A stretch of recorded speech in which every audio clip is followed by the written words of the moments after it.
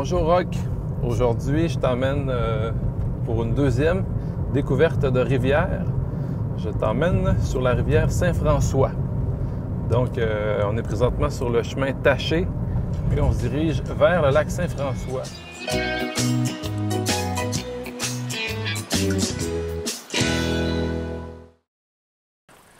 Puis on est présentement sur la piste cyclable Le Petit Émis, juste en bas du lac Saint-François. Puis vous voyez ici, c'est la rivière qui commence, qui se dirige, qui va faire plusieurs dizaines de kilomètres avant d'atteindre le lac Poinégamook.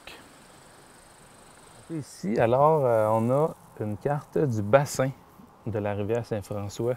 Tous les ruisseaux, les petites rivières qui se jettent dedans.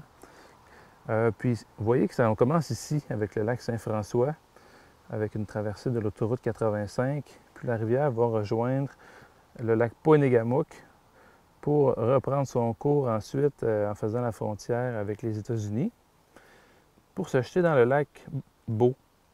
Puis reprendre son cours encore entre le Nouveau-Brunswick et le Maine pour rejoindre le lac Glacier, pour finalement rejoindre et se jeter dans le fleuve Saint-Jean.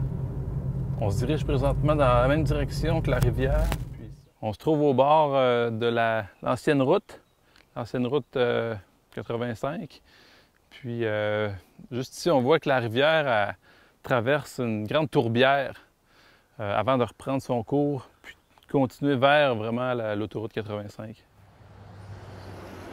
Quand on emprunte l'autoroute 85 entre Témiscouata sur le lac, Rivière-du-Loup, on passe par-dessus la rivière Saint-François. Malheureusement, ce n'est pas indiqué, mais on voit la rivière, puis elle se dirige en direction ouest vers le lac Poinégamook. Du pont de la 85 jusqu'à l'endroit où on se trouve présentement, la rivière est très tortueuse, si on peut dire. Elle va longer ce que les gens appellent le pic à Champoux. Puis il y a peu d'accès à part par des chemins forestiers, des sentiers de quad. Puis présentement, on se trouve vraiment à l'endroit où est-ce que la rivière termine sa course, la course de son premier tronçon pour aller rejoindre le lac Poinégamook, juste à l'endroit de la plage du lac Poinégamook.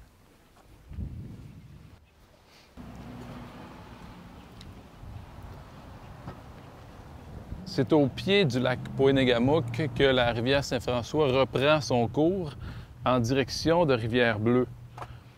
Puis ce qu'il y a de particulier, c'est que la rivière fait office de frontière entre le Canada et les États-Unis. On est présentement sur le petit pont international au pied du lac Poinégamook. Puis on voit que la rivière a déjà une taille pas mal plus importante que ce qu'elle avait en amont du lac Poinégamook. On se trouve sur la rue Saint-Joseph Sud à Rivière-Bleue. Puis on va tourner juste ici. Vous voyez la pancarte là, avec le petit kayak. C'est ici qu'il y a un accès à la rivière pour mettre les embarcations à l'eau. On est à peu près à mi-chemin entre le lac Poinégamook puis le lac Beau. Ce qu'il y a de particulier aussi avec cette partie de rivière-là, c'est que c'est une excellente rivière pour le canot-kayak, vraiment intéressante, vraiment agréable à faire. Quelque chose de particulier avec le bassin de la rivière Saint-François, c'est qu'on y retrouve quelques espèces de poissons qui ont été introduites. Si on pense par exemple à la ouananiche, à l'éperlan arc-en-ciel d'eau douce, puis plus récemment au masquinongé, qui sont des espèces qui entrent en compétition avec les espèces indigènes au bassin, comme par exemple l'ombre de fontaine, puis la truite grise, le touladi par exemple. Derrière moi, vous avez l'embouchure de la rivière Saint-François qui se jette dans le lac Beau, qui est juste ici. On se trouve présentement au débarcadère du lac Beau. Puis je m'apprête à partir avec un groupe sur la Saint-François en canot-kayak jusqu'au lac Glacier, au fleuve Saint-Jean. Puis je vous te rapporte des images de tout ça. Puis ensuite de ça, on se retrouve sur une autre rivière.